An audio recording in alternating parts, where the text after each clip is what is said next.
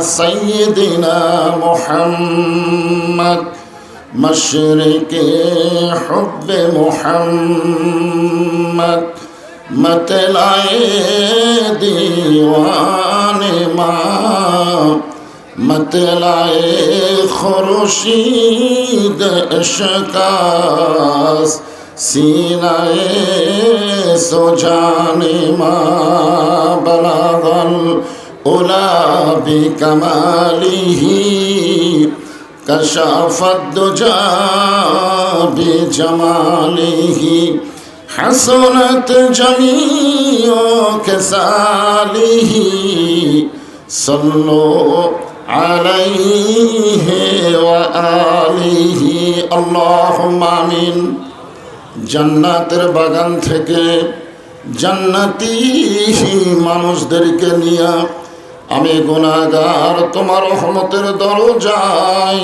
দুখানা হাত তুলেছি আল্লাহ। হাসরের ময়দানে জাব্বার আর কাহার নামে রূপ নিয়ে তুমি যখন বিচার শুরু করবে, তোমার সামনে দাঁড়ায়া সমস্ত নবীরা নাফসি নাফসি বলে কাঁদতে থাকবে। এমন কঠিন অবস্থা হাসরে হবে, সেদিন সমস্ত নবী তার উম্মতকে ভুলে যাবে, শুধু বলবে আল্লাহ আমার কি হবে, আমার কি হবে। একমাত্র দরদি নবী শাফাতের কান্ডারি ইয়া রব্বি হাবলি উম্মতি বলে সেজদায় পড়ে যাবে।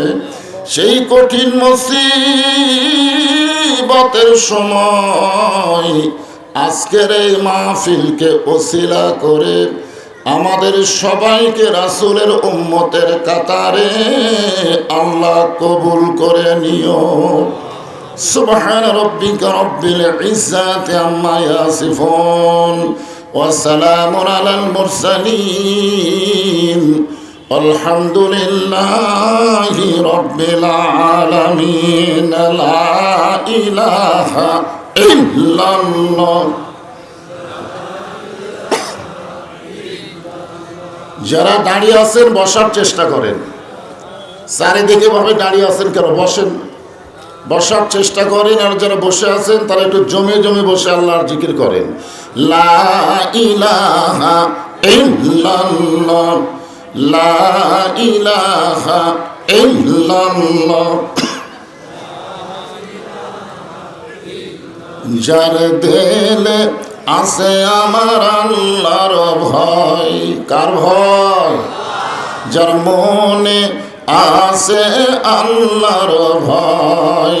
আল্লাহ আল্লাহ সব সময় আহার নিদ্রা ভালো লাগে না, এই দুনিয়া ভালো লাগে না, ভালো লাগে শুধু আল্লাহ।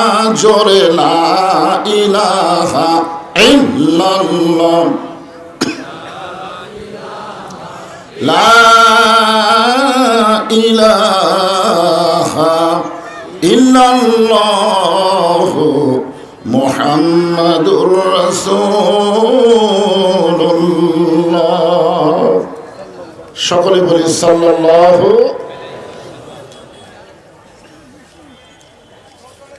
আলাইহি ওয়াসাল্লাম। দুবলাগাড়ি ঈদগাহ হাফেজি মাদ্রাসা ও জামে মসজিদের উন্নয়ন কল্পে জামে মসজিদ কমিটি কর্তৃক আয়োজিত আজকে ওয়াজ এবং দোয়ার মাহফিল। যখন হাসিনা ক্ষমতাটা ছিল, আসলে ক্ষমতার মালিককে, তখন আমরা হিকমতের সাথে লিখতাম ওয়াজ এবং দোয়ার মাহফিল। আর ওয়াজ দোয়ার মাহফিল না, এখন সরাসরি হবে তাফসির মাহফিল। জোরে কোন কথা ঠিক কিনা? ওরা আবার তাফসির দেখলে মনে মনে চিন্তা করতো, না জানি কি হয়। তো যাই হোক, আজকের এই মাহফিলে আল্লাহ তাআলা যিনাকে সম্মানিত সভাপতির আসনে কবুল করেছেন, মোহাম্মদ আনোয়ার হোসেন রিপন ঠিকাদার, আজকের এই মাহফিলে সম্মানিত সভাপতিকে অন্তরের অন্তঃস্থল থেকে আমি শুভেচ্ছা জ্ঞাপন করছি। সম্মানিত সহ সভাপতি অনেকগুলোর নাম রয়েছে। সম্মানিত প্রধান অতিথি, সম্মানিত প্রধান মেহমান, দুইজনই আপনাদের অত্যন্ত পরিচিত মানুষ। একজন হলেন আলহাজ মোহাম্মদ জানে আলম খোকা, আমার মামা।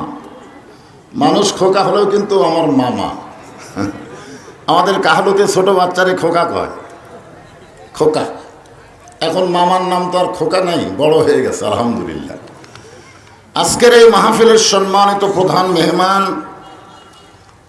আমার ভাইজান আলহাজ মোহাম্মদ মৌলানা মোহাম্মদ দবিবুর রহমান। আমন্ত্রিত অতিথি আলহাজ মোহাম্মদ শফিকুল ইসলাম সহ সম্মানিত অতিথিবৃন্দ যিনারা রয়েছেন, সকলকেই অন্তরের অন্তঃস্থল থেকে আমি শুভেচ্ছা জ্ঞাপন করছি। সম্মানিত ওলামায়ে কেরাম, আপনাদের মাঝে মাঝে যে সমস্ত আলেম ওলামা বসে আছেন, আছে না নাই? মঞ্চে উপবিষ্ট আছেন। মাগরিবের নামাজের পর থেকে এত রাত পর্যন্ত কোরআন হাদিসের আলোকে অত্যন্ত গুরুত্বপূর্ণ আলোচনা করে আপনাদেরকে শোনাইছেন। আলেম ওলামা সহ আজকের এই মাহফিলের বক্তাগণকে অন্তরের অন্তঃস্থল থেকে আমি শুভেচ্ছা জ্ঞাপন করছি। এই মুহূর্তে আমার সামনে যারা বসে আছেন, অনেকে জায়গা না পাওয়ার কারণে দাঁড়িয়ে আছেন। আমি কি বলবো, জায়গা না পাওয়ার কারণে ইচ্ছা করে পিছনে কি বসার পরিবেশ আছে? নাই। তো যাই হোক, যারা বসে আছেন এবং যিনারা দাঁড়িয়ে আছেন, আমি সকলকেই অন্তরের অন্তঃস্থল থেকে শুভেচ্ছা জ্ঞাপন করছি। আমার সম্মানিত মা বোনেরা, পর্দার অন্তরালে বসে যারা আলোচনা শুনতেছেন, তাদেরকেও শ্রদ্ধা জ্ঞাপন করে এই মুহূর্তে জানতে চাচ্ছি আপনারা সকলে কেমন আছেন? আলহামদুলিল্লাহ রব্বিল আলামিন। যে আমার কিছুদিন হলে একটু অসুস্থ। ওদের শুরুর 15 মিনিট, মানে শুরুর থেকে কয় মিনিট, 15 মিনিট আমার গলায় খালি খুসখুস করে।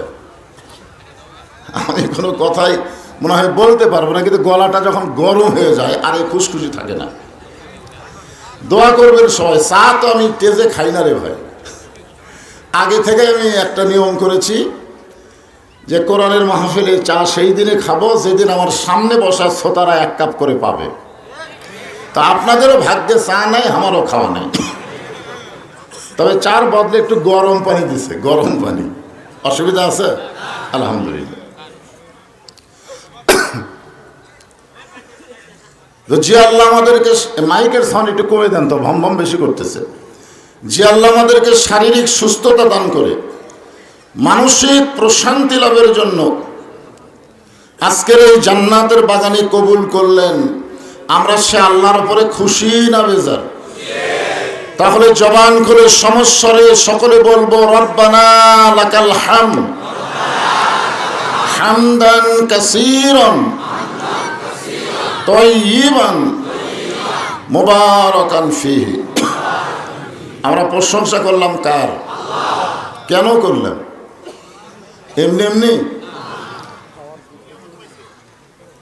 আল্লাহর প্রশংসা করার বহু কারণের মধ্যে 1 নম্বর কারণ হলো আমাদেরকে আল্লাহ হিন্দু না বানায়া মুসলমান বানাইছে। হিন্দুর ঘরে কবুল না করে মুসলমানের ঘরে আল্লাহ কবুল করেছেন। বাংলাদেশের 3 দিকে হিন্দু দেশ আছে না নাই? যাকে আমরা বলি ভারত। এই ভারত কিছুদিন হলে খুব গরম দেখাচ্ছে, গরম, ঠিক কিনা বলে? ওদের ধারণা আমরা সংখ্যায় বেশি, মুসলমানের সংখ্যা কম। আরে মালওয়ানের বাচ্চারা শুনে না, সংখ্যা দিয়া ইমানের বিচার হয় না। জোরে কোন কথা ঠিক কিনা?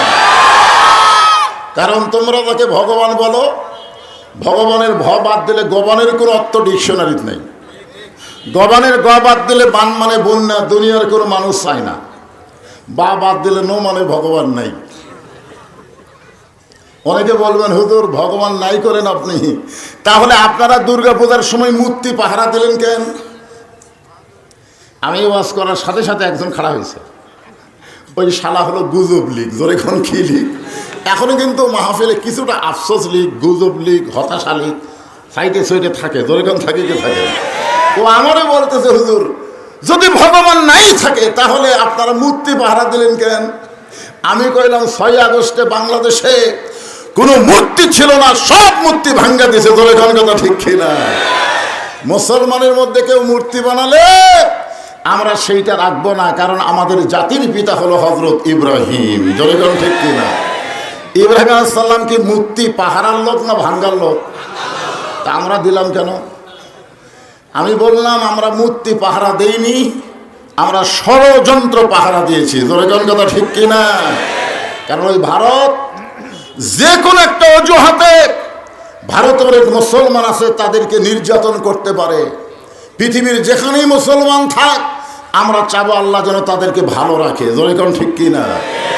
আমরা আল্লাহর প্রশংসা করার কারণ হলো আল্লাহ কোনো ভগবানের দলে, ঈশ্বরের দলে, গডের দলে না পাঠাইয়া সরাসরি আল্লাহর দলে আমাদের কবুল করেছেন। খুশি না বেজার? আল্লাহু লা ইলাহা ইল্লা হুয়াল হাইয়ুল কাইয়ুম। যদি মন চায় আলিফ বাদ দেন, লিল্লাহি